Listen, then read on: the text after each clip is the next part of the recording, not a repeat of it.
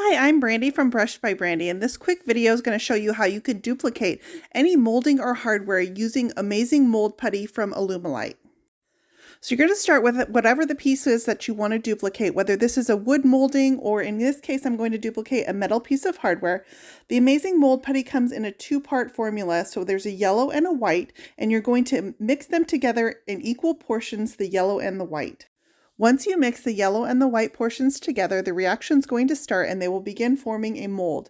In this case, I'm going to duplicate a piece of hardware that I had on a piece of furniture. You want to make sure your yellow and your white portions are as equivalent as possible. You can use a postal scale if you like. In this case, my portions were too small for it to recognize, and then you'll mold it around the piece that you're trying to duplicate. You have about 2 to 3 minutes to mix your yellow and white portions together, and in about 20 minutes your mold is going to be ready to use.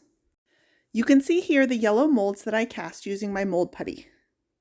Now that I've created my mold, I need to go ahead and cast them to create my duplicates. In this case, I'm going to be using amazing casting resin, also from Alumilite.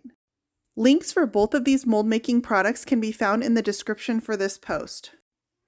Casting resin is similar to the mold putty in that I'm going to mix together equal parts A and B and stir them together in my cup. I have about 30 seconds to stir before I want to go ahead and pour these into my molds.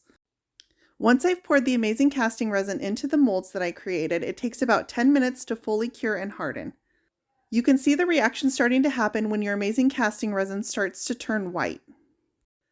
Once you see your cast turn completely white, that's when it's ready to remove from its mold. I'm just going to work the edges of the yellow mold putty around the edges of my resin, and you see it removes incredibly easily. I did not need to dust these with anything before pouring my resin into them. The result is an incredibly intricate and detailed duplicate of the hardware that I started with. I can add paint or gilding wax to these duplicates and they'll look exactly like my original hardware. I'll attach these to my piece using Titebond Quick and Thick, which is a nice universal adhesive that attaches to wood, metal, glass, and a variety of other things.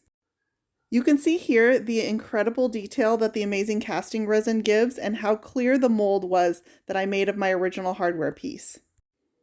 You can pick up interesting hardware at thrift stores or retail shops and duplicate them. This is also a great process if you have an existing piece that's either broken or missing on a piece of furniture you own.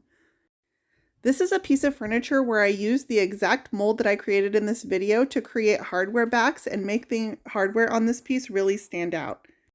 If you enjoyed this video, I hope you'll click the subscribe button. You can find more Brushed by Brandy on Facebook, Instagram, Pinterest, and YouTube.